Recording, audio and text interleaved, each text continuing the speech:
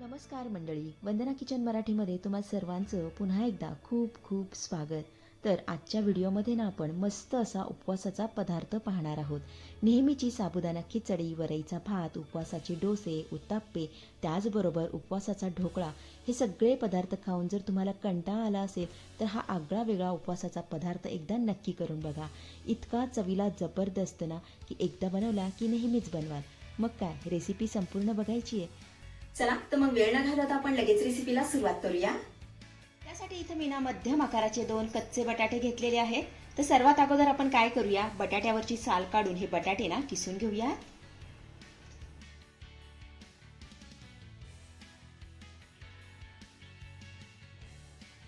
बटाट्यावरची साल काढून झाल्यानंतर हे बटाटे ना मी पाण्यामध्ये किसून घेतेय.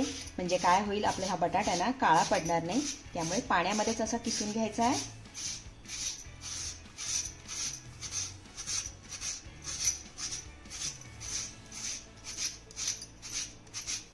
इथे बघा, आपले दोनही बटाटे मस्त असे किसून झालेले आहेत.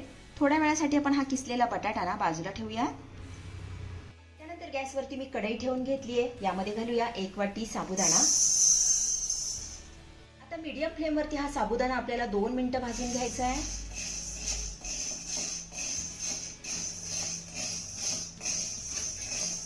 तर इथे ना 2 मिनिटं हा साबुदाणा मी चांगला भाजून घेतला. यामधला ना सगळा दमटपणा गेलेला आहे आणि साबुदाणा छान असा कुरकुरीत झालाय.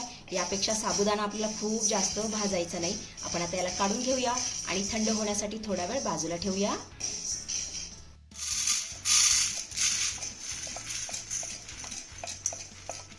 तर इथे बघा, आपला हा साबुदाणा पूर्णपणे थंड झालेला आहे. आपण आता हा मिक्सरमधून बारीक असा फिरून घेऊया.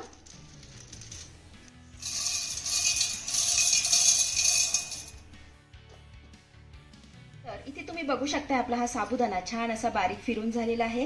याची खूप अशी फाईन पावडर होत नाही, तर असा रवाळच राहतो. असाच आपल्याला हा फिरवून घ्यायचा आहे. आता यामध्ये ना आपण किसलेला बटाटा घालूया.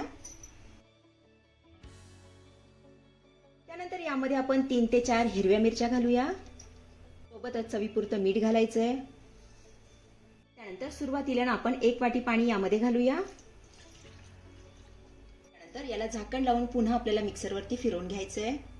इथे तुम्ही बघू शकता, हे सर्व साहित्य मी फिरवून घेतलं, पण हे ना मला थोडंसं घट्ट वाटतंय. त्यामुळे अर्धी वाटी पाणी आपण यामध्ये पुन्हा घालूया.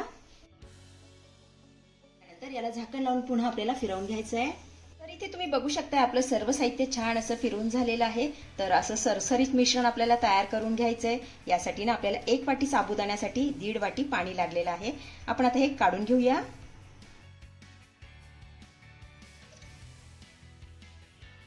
हे मिश्रण ना मी वाटीमध्ये काढून घेतलेलं आहे. आता हे भिजण्यासाठी आपण 5 मिनिटं बाजूला ठेवूया. तोपर्यंत आपण एक चटपटीत चटणी तयार करून घेऊया. त्यासाठी मिक्सरच्या भांड्यामध्ये आपल्याला अर्धी वाटी ओल्या खोबऱ्याचे काप घालायचे, छोटी अर्धी वाटी भाजलेले शेंगदाणे, 2 हिरव्या मिरच्या घालूया, अर्धा चमचा जिरे. आता तुम्ही जिरे उपवासामध्ये खात नसाल तर नाही घातलं तरी सुद्धा चालेल. नंतर अर्धा लिंबू यामध्ये मी पिळून घालतीये. चवीपुरतं मीठ घालूया. अर्धी वाटी यामध्ये आपल्याला पाणी घालायचंय आणि मिक्सरवरती छान असं फिरवून घ्यायचंय. तर इथे बघा, आपली ही चटपटीत उपवासाची चटणी बनवून तयार झालेली आहे. आपण आता हिला काढून घेऊया.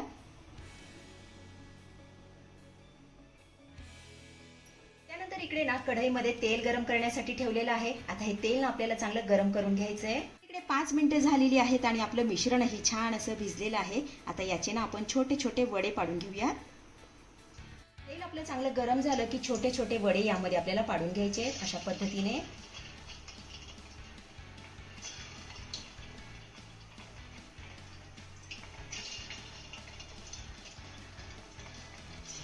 तर इथे तुम्ही बघू शकता, वडे ना मी असे गोल आकारामध्ये यामध्ये पाडून घेतलेले आहेत. तर याचा ना आपल्याला पापड तयार करायचा आहे.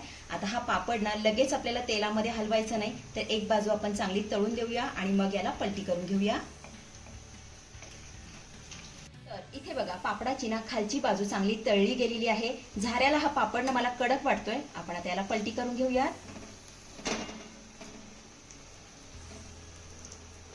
आता हा पापड ना आपल्याला हलक्या सोनेरी रंगावरती चांगला तळून घ्यायचा आहे.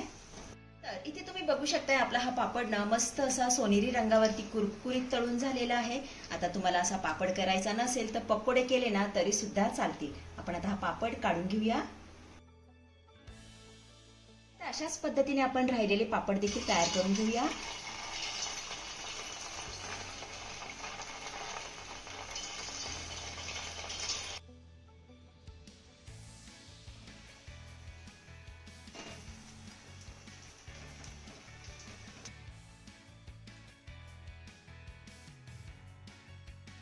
इथे आपले उपवासाचे साबुदाण्याचे कुरकुरीत पापड व सोबतच चटपटीत उपवासाची चटणी बनवून तयार झालेली आहे. चवीला एकच नंबर लागतात. अतिशय साधी आणि सोपी रेसिपी आहे. नक्की करून बघा. तर मंडळी, कशी वाटली आजची रेसिपी? आवडली आहे का तुम्हाला? रेसिपी आवडली असेल तर अशाच नवनवीन रेसिपी बघण्यासाठी वंदना किचन मराठीला नक्की सबस्क्राईब करा. चला तर भेटूया पुढच्या रेसिपीमध्ये. धन्यवाद.